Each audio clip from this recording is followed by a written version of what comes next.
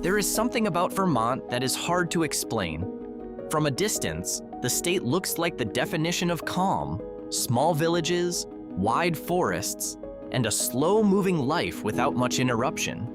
But the deeper you look, the more it feels like Vermont holds another side that is much more strange. This is not about places that are scary. It is about places that feel off. Not wrong, but not completely normal either. And maybe that is what makes Vermont different. Its strangeness is not always obvious, but once you notice it, it is hard to ignore. While most state capitals in America are associated with large buildings, heavy traffic, and rows of franchises, Montpelier feels like the opposite, and that is exactly where its oddness lies. With a population of only around 8,000, Montpelier is the smallest state capital in the entire United States.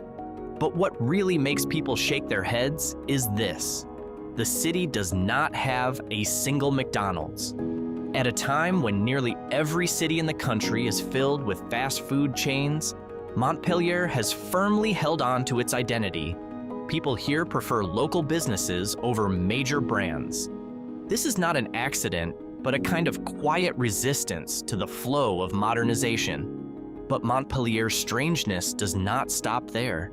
The city has been hit by major floods more than once, including damaging ones in recent years. Yet, it keeps going without changing drastically. Instead of turning into a modern city full of concrete, Montpelier has stayed small, quiet, and like a capital that refuses to act like one.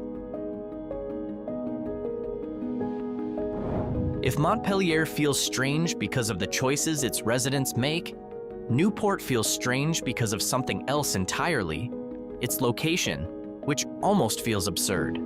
Sitting right on the border between the United States and Canada, Newport is not just a border town. It is a place where the national line feels almost flexible. Here stands the iconic Haskell Free Library and Opera House, a unique building that is literally split between two countries. Its entrance is on the American side, but parts of the interior, including bookshelves and the stage, are in Canada. What does that mean? Someone can cross from one country to the other just by taking a few steps inside a single building. That oddity creates an atmosphere that is hard to explain. On one hand, Newport is just a quiet little lakeside town, but on the other, it feels like a place caught in the space between two worlds, where law, identity, and even the border itself seem slightly blurred.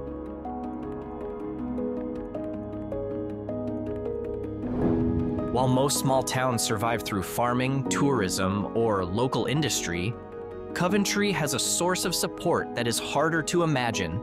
This is where one of the largest landfills in Vermont is located, a dump site that takes in waste from many different areas. But what truly makes Coventry different is not simply the landfill itself, but the impact it has on the town.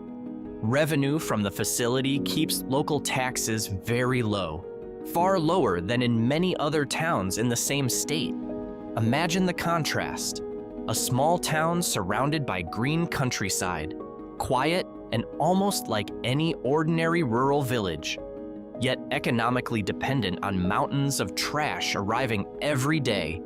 To some people, that feels like a smart solution, but to others, there is something slightly unsettling about it, as if the town's well-being is built on something everyone else tries to avoid.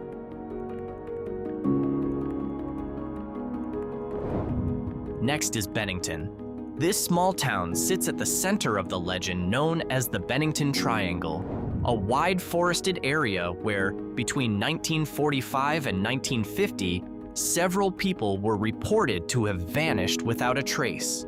One of the most famous cases involved a veteran who suddenly disappeared while walking along a hiking trail, while others included a child and a woman who vanished under equally puzzling circumstances. What makes it even stranger is that many of these incidents happened in areas that were not especially remote. There were no signs of struggle, no clear clues, as if they simply disappeared. To this day, there is still no definite explanation. Some say it was the natural environment, while others believe it was only a tragic coincidence. But for some people, Bennington seems to hold something darker, something that makes the surrounding woods feel a little quieter than they should. On the surface, Barre is just a quiet small town, but the longer you stay here, the more it feels like this place has a somewhat unusual relationship with death. Barre is known as the granite capital of the world, the center of a granite industry that has existed since the 19th century. From that came one of the strangest places in Vermont, Hope Cemetery. At first glance, it looks like an ordinary cemetery, but once you step inside, the atmosphere changes completely. Instead of simple gravestones, you will see deeply detailed and highly personal granite carvings. Everything from race cars and chairs to life-sized human figures. Many of them were made by local craftsmen, as if they poured an entire person's life into one final creation. The result does not feel like a graveyard alone, but more like an art gallery, one strangely devoted to death.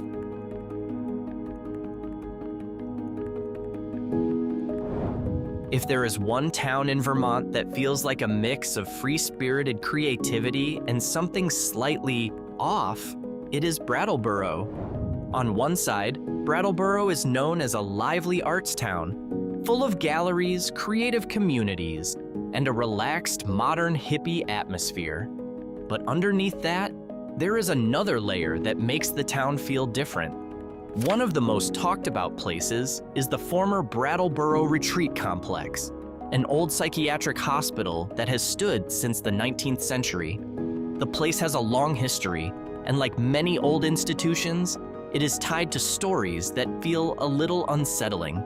Locals sometimes mention strange experiences, from the heavy feeling inside old buildings to urban legends that have stayed alive from one generation to the next. Whether that is only psychological or something more, it is hard to say for sure.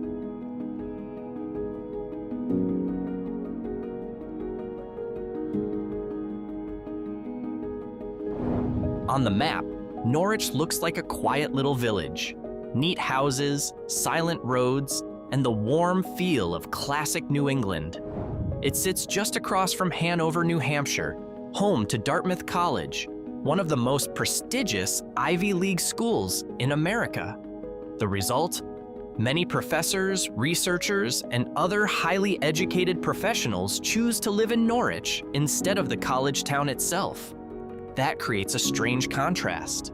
Visually, Norwich still looks like a simple village, but demographically, it is one of the most highly educated and wealthiest communities for a town this small. Conversations about science, politics, or philosophy can feel completely normal here, in a place that seems ordinary at first glance. And that is exactly what makes it unusual. Norwich does not look exceptional, but quietly holds a dense intellectual world behind its rural facade.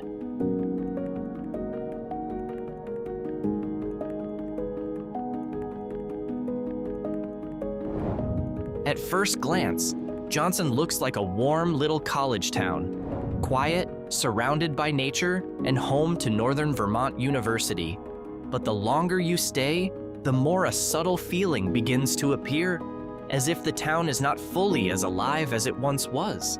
Johnson has gone through several major floods that noticeably changed the town's rhythm. The effect was not only physical, but social as well. Some areas feel quieter, with less activity than you would expect from a college town. Students come and go, but beyond that, there are parts of the town that feel left behind.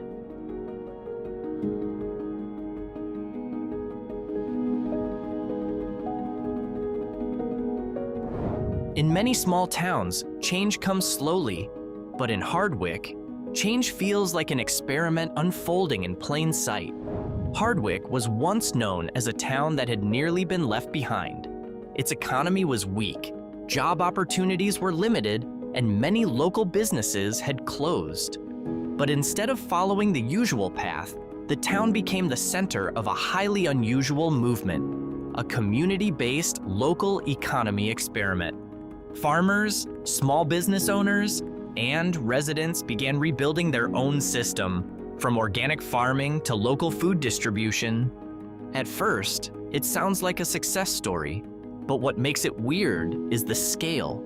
For such a small town, the ideas being put into practice feel unusually big, almost like something you would expect to see only in a major city, or even in a book.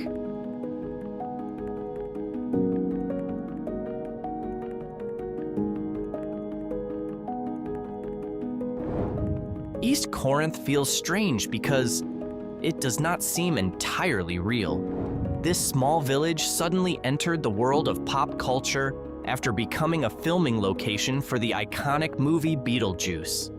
Its red covered bridge, classic houses, and rural landscape were used as the backdrop for a fictional town filled with an odd and slightly eerie atmosphere. And what is interesting is that almost all of it still looks the same today. As a result, East Corinth has an aura that is hard to explain, not because of dark legends or tragic events, but because the place feels like a movie set that was never taken down. Many visitors come just to see in person the locations they know from the screen, as if they are stepping into a world that was never supposed to be real. What makes it even more unique is that life there still goes on normally. People live, work, and go through their days as usual, in a place that, to outsiders, feels like a fragment of fiction.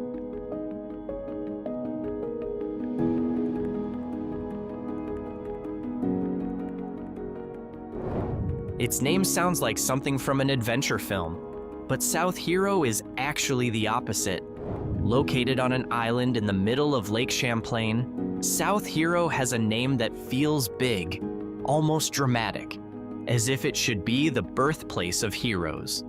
But when you actually arrive, what you find is a small town that is quiet, relaxed, and far from anything heroic. And that is where its strangeness appears, the contrast between the name and the reality.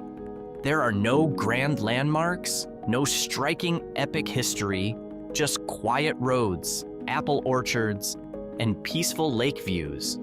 Even the rhythm of life feels slow, like a place that is never in a hurry. But that is exactly why South Hero feels a little off. It is as if you arrive with big expectations, only to be met by something almost too simple.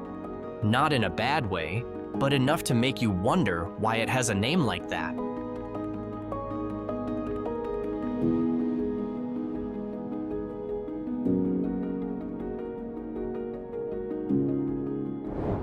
Among Vermont's small towns, which usually feel quiet and uniform, Winooski feels like a small exception that is a little unusual.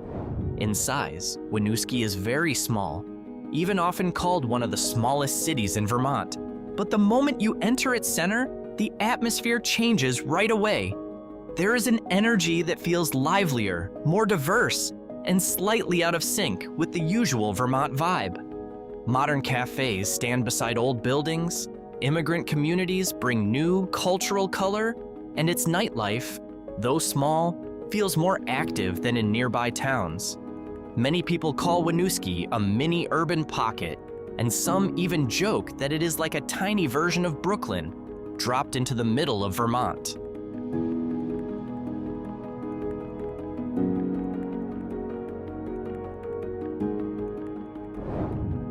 In many places, time feels like it keeps moving forward. But in Putney, there is a subtle sense that time chose to move a little more slowly, or even stop in a certain era. Putney is known as one of Vermont's centers for art communities and alternative living. From the outside, it is just a small village with a quiet atmosphere. But once you look more closely, you begin to notice a different pattern: art studios, yoga communities, local markets, and a way of life that feels deeply back to basics. There is a strong feeling of returning to the 1970s, not as nostalgia, but as a lifestyle that is still genuinely being lived. Many residents choose non-mainstream paths, small farming, art, music, and a simpler life far from the pace of modern living. What makes it feel unusual is not because it is extreme, but because of how consistent it is. In a world that changes quickly, Putney seems to have deliberately chosen not to follow.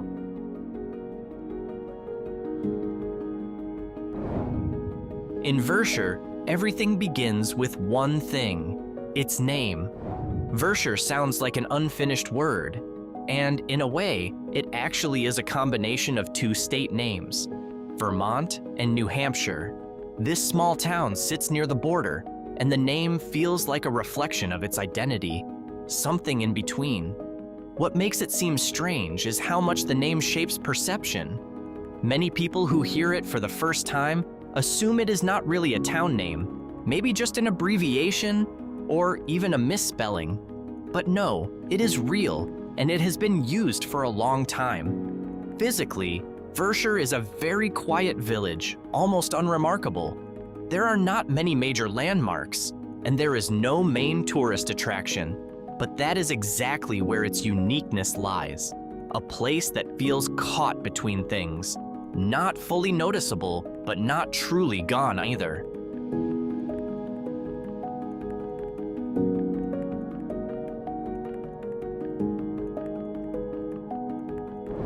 There are beautiful villages. Then there is Peacham, a place that feels almost too beautiful, to the point that it becomes a little confusing. Peacham is often called one of the most photogenic villages in all of Vermont. Rolling green hills, a classic white church, and neatly arranged old homes create a scene that feels almost perfect.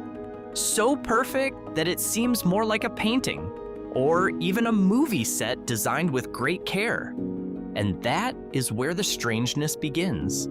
Many first-time visitors have the same reaction. Everything looks right, but somehow it feels slightly unreal.